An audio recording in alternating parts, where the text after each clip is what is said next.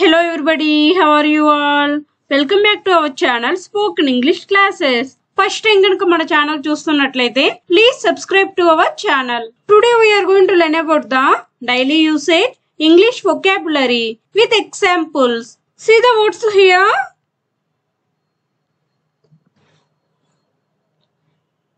ఖర్చు పెట్టగలుగు, గొప్పలు చెప్పు, సంప్రదించు, రక్షించు లేదా కాపాడు, ఇబ్బంది పెట్టు, నెరవేర్చు లేదా నిర్వహించు, గ్రహించు, అభ్యంతరం ఉండు, దురద లేదా జిలా, ఎక్కిళ్ళు.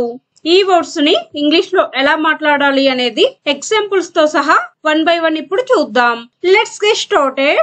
ఫస్ట్ వన్, ఖర్చు పెట్టగలుగు. ఖర్చు పెట్టగలుగు అంటే ఎఫర్ట్ అని అనాలి. ఈ వర్డ్ ని ఎలాంటి సందర్భాల్లో ఉపయోగించొచ్చో ఇప్పుడు చూద్దాం. ఫర్ ఎగ్జాంపుల్, నేను అంత అమౌంట్ ఖర్చు పెట్టలేను. నేను అంత అమౌంట్ ఖర్చు పెట్టలేను. ఎక్కడికైనా మనం షాపింగ్ కి వెళ్ళామనుకో, దాని ప్రైస్ కనుక ఎక్కువ ఉంటే మనం అంటూ ఉంటాం కదా, నేనంత అమౌంట్ ఖర్చు పెట్టలేను అని. అలాంటి సందర్భాల్లో ఈ సెంటెన్స్ ని ఉపయోగించవచ్చు. దీన్ని ఇంగ్లీష్ లో మనం I can't afford that amount, I can't afford that amount అని అనాలి. Take one more example. దానికి అంత అమౌంట్ ఖర్చు పెట్టాల్సిన అవసరం లేదు. దానికి అంత అమౌంట్ ఖర్చు పెట్టాల్సిన అవసరం లేదు. మనం ఏదైనా కొనుక్కునేటప్పుడు అది అంత ప్రైస్ ఉండదనుకో, అప్పుడు అంటూ ఉంటాం కదా, దానికి అంత అమౌంట్ ఖర్చు పెట్టాల్సిన అవసరం లేదు అని. అలాంటి సందర్భాల్లో ఈ సెంటెన్స్ ని ఉపయోగించవచ్చు. దీన్ని ఇంగ్లీష్ లో మనం there is no need to afford that much, there is no need to afford that much. Next one, గొప్పలు చెప్పు లేదా చెప్పుకొను. గొప్పలు చెప్పు లేదా చెప్పుకొను అంటే బోస్ట్ అని అంటాం. ఈ వర్డ్ ని ఎలాంటి సందర్భాల్లో ఉపయోగించొచ్చో ఇప్పుడు చూద్దాం. ఫర్ ఎగ్జాంపుల్, నేను గొప్పలు చెప్పుకోవాల్సిన అవసరం లేదు, కానీ నిజానికి నేను 6 భాషలు మాట్లాడగలను. నేను గొప్పలు చెప్పుకోవాల్సిన అవసరం లేదు, కానీ నిజానికి నేను 6 భాషలు మాట్లాడగలను. ఈ సెంటెన్స్ ని ఎలా చెప్పాలంటే, I do not want to boast but I can actually speak 6 languages. I do not want to boast, but I can actually speak 6 languages. Take one more example. గొప్పలు చెప్పడం ఆపి పని చూసుకో. గొప్పలు చెప్పడం ఆపి పని చూసుకో. మనకెవరైనా ఎప్పుడు గొప్పలు చెప్తూ ఉంటే మనం ఇట్లా అంటూ ఉంటాం కదా, గొప్పలు చెప్పడం ఆపి పని చూసుకో అని. అలాంటి సందర్భాల్లో ఈ సెంటెన్స్ ని ఉపయోగించవచ్చు. దీన్ని ఇంగ్లీష్ లో మనం stop boasting and get to work. Stop boasting and get to work. Next one, సంప్రదించు లేదా సంప్రదించుకొను. సంప్రదించు లేదా సంప్రదించుకొను అంటే కన్సల్ట్. ఈ వర్డ్ ని ఎలాంటి సందర్భాల్లో ఉపయోగించొచ్చో ఇప్పుడు చూద్దాం. ఫర్ ఎగ్జాంపుల్, ఈ రోజు నేను డాక్టర్ని సంప్రదించాలి.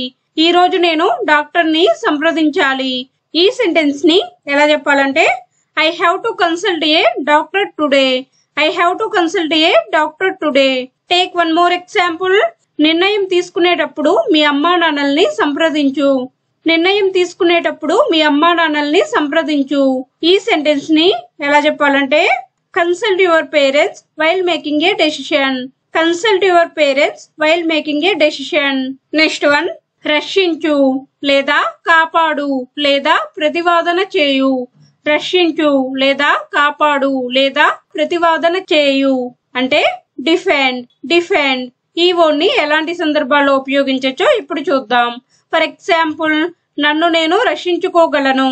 నన్ను నేను రక్షించుకోగలను. దీన్ని ఇంగ్లీష్ లో మనం I can defend my self. I can defend my self. Take one more example. నిన్ను నువ్వు కాపాడుకోగలవా. నిన్ను నువ్వు కాపాడుకోగలవా. ఈ సెంటెన్స్ ని ఎలా చెప్పాలంటే, can you defend your self. Can you defend your self. Next one, ఇబ్బంది పెట్టు లేదా చికాకు పెట్టు. ఇబ్బంది పెట్టు లేదా చికాకు పెట్టు అంటే ఎంబేరస్. ఈ వర్డ్ ని ఎలాంటి సందర్భాల్లో ఉపయోగించొచ్చో ఇప్పుడు చూద్దాం. For example, don't embarrass me. Don't embarrass me అని అంటాం. ఎవరైనా మనల్ని ఇబ్బంది పెడుతూ ఉంటే మనం ఇబ్బంది పెట్టకు అని అంటూ ఉంటాం కదా, అలాంటి సందర్భాల్లో ఈ సెంటెన్స్ ని ఉపయోగించవచ్చు. Take one more example. నన్ను ఇబ్బంది పెట్టాలని చూస్తున్నావా. నన్ను ఇబ్బంది పెట్టాలని చూస్తున్నావా. ఈ సెంటెన్స్ ని ఎలా చెప్పాలంటే, are you trying to embarrass me. Are you trying to embarrass me. అని అంటాం. ఎవరైనా మనల్ని ఇబ్బంది పెట్టాలనుకుంటే మనం ఇలా అడుగుతూ ఉంటాం కదా, నన్ను ఇబ్బంది పెట్టాలని చూస్తున్నావా ఏంటి అని. అలాంటి సందర్భాల్లో ఈ సెంటెన్స్ ని ఉపయోగించవచ్చు. నెక్స్ట్ వన్, నెరవేర్చు లేదా నిర్వహించు లేదా పాటించు. నెరవేర్చు లేదా నిర్వహించు లేదా పాటించు అంటే ఫుల్ఫిల్. ఫుల్ఫిల్ ఈ వర్డ్ ఎలాంటి సందర్భాల్లో ఉపయోగించవచ్చో ఇప్పుడు చూద్దాం. ఫర్ ఎగ్జాంపుల్, నువ్వు నీ పనులు సక్రమంగా నిర్వర్తించు. నువ్వు నీ పనులు సక్రమంగా నిర్వర్తించు. ఈ సెంటెన్స్ ని ఎలా చెప్పాలంటే fulfil your duties properly. Fulfil your duties properly. ఎవరైనా పనులు సక్రమంగా చేయట్లేదనుకో మనం అంటూ ఉంటాం కదా, నువ్వు నీ పనులు సక్రమంగా చెయ్యి అని. అలాంటి సందర్భాల్లో ఈ సెంటెన్స్ ని ఉపయోగించవచ్చు. Take one more example.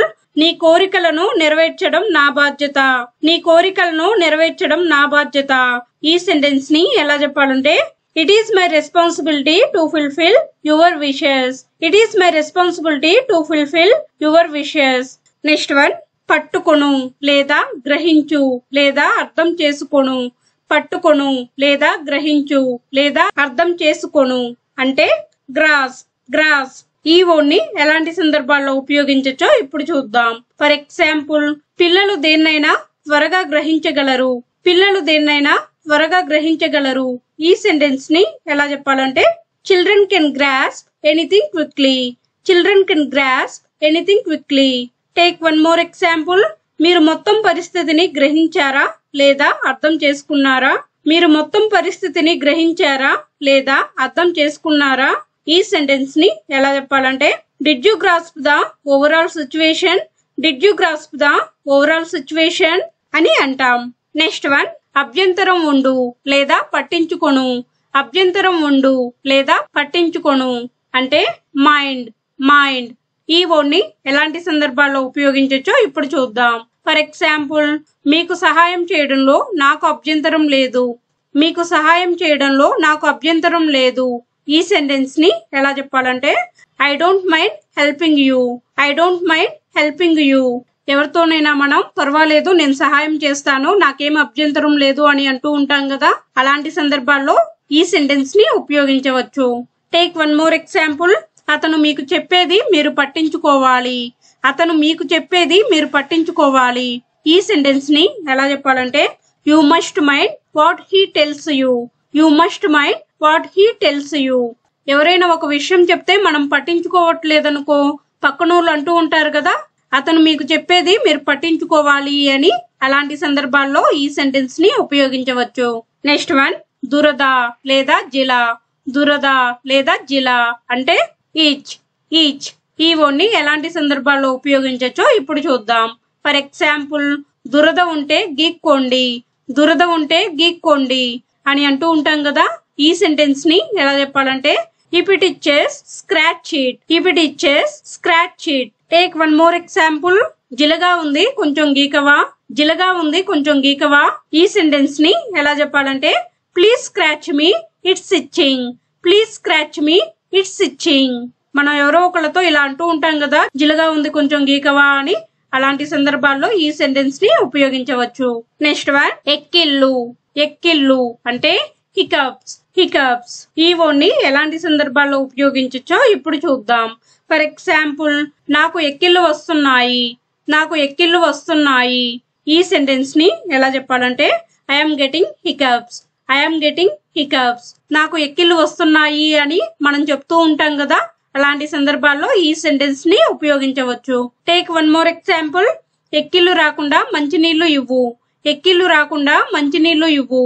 ఈ సెంటెన్స్ ని ఎలా చెప్పాలంటే give water to prevent hiccups. Give water to prevent hiccups. మనకు ఎప్పుడైనా ఎక్కిళ్ళు వస్తే ఎక్కిళ్ళు రాకుండా మంచినీళ్లు ఇవ్వు అని అంటూ ఉంటాం కదా, అలాంటి సందర్భాల్లో ఈ సెంటెన్స్ ని ఉపయోగించవచ్చు.